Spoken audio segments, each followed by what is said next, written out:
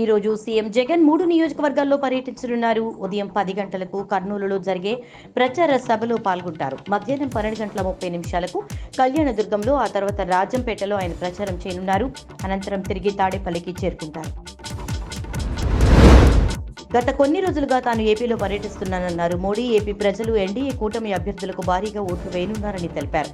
మహిళలు, యువ ఓటర్ల మద్దతుతో ఎన్డీఏ అభ్యర్థులకు భారీ మెజారిటీ ఖాయమని ప్రధాని మోదీ పేర్కొన్నారు.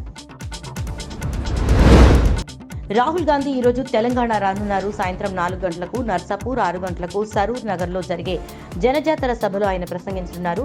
రేపు ఏఐసీసీ అధ్యక్షుడు మల్లికార్జున ఖర్గే నకరికేల్ జనజాతర సభకు హాజరవుతారు. వైఎస్ జగన్ మళ్లీ గెలిచే ప్రసక్తే లేదని, విభజన కంటే జగన్ పాలనలోనే ఎక్కువ నష్టం జరిగిందని చంద్రబాబు అన్నారు. రాష్ట్రాన్ని అభివృద్ధి చూస్తామని, ఆదాయాన్ని పెంచుతామన్నారు. జగన్ కంటే మంచిగా సంక్షేమాన్ని అమలు చేస్తామని హామీ ఇచ్చారు. ప్రజలు టీడీపీ మేనిఫెస్టోను బలంగా నమ్ముతున్నారన్నారు. ఏపీలో ఎన్నికలు సమీపిస్తున్న వేళ వైసీపీకి బిగ్ షాక్ తగిలింది. శ్రీశైలం దేవస్థానం చైర్మన్ రెడ్డి వారి చక్రపాణి రెడ్డి టీడీపీలో చేరారు. బుధవారం చంద్రబాబు సమక్షంలో టీడీపీ తీర్థం పుచ్చుకున్నారు.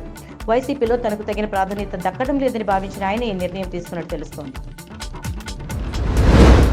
వైఎస్ షర్మిల, సునీతకు కడప కోర్టు షాక్ ఇచ్చింది. వివేక హత్య కేసు గురించి మాట్లాడొద్దని కడప కోర్టు ఇచ్చిన తీర్పును సవాల్ చేస్తూ ఇటీవల వివేక కుమార్తె సునీత ఏపీ హైకోర్టులో పిటిషన్ దాఖలు చేసిన విషయం తెలిసిందే. పిటిషన్ విచారించిన ధర్మాసనం కేసు విషయాన్ని కడప కోర్టులోనే తేల్చుకోవాలంటూ వైఎస్ షర్మిల దాఖలు చేసిన పిటిషన్ను సైతం కొట్టివేసింది. 10,000 ఫైన్ విధించారు.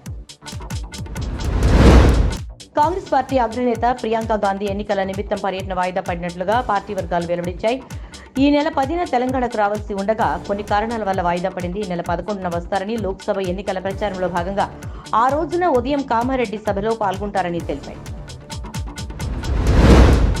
వివేక హత్య కేసులో సీఎం జగన్ సత్యమణి భారతిపై వైఎస్ షర్మిల తీవ్ర ఆరోపణలు చేశారు. వివేక హత్యను సాక్షిలో గుండెపోటుగా ప్రచారం చేసింది.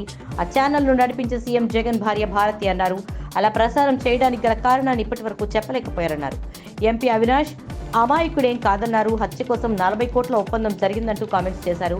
వివేక విషయంలో అన్యాయం జరిగింది కాబట్టే జగన్ కు ఎదురు తిరిగానంటూ కామెంట్స్ చేశారు షర్మిల.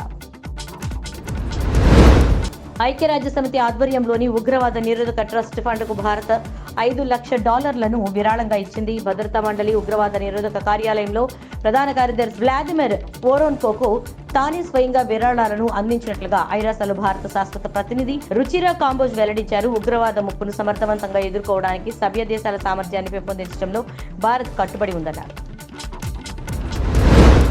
ఫోన్ ట్యాపింగ్ కేసులో ఎస్బీఐ మాజీ చీఫ్ ప్రభాకర్ రావు తొలిసారి స్పందించారు. ఈ కేసులో ప్రభాకర్ రావు ప్రధాన నిందితుడిగా ఉన్న విషయం తెలిసిందే. ఆయనకు రెడ్ కార్నర్ నోటీసులు జారీ చేసే అంశంపై కోర్టు వాదనలు జరిగాయి.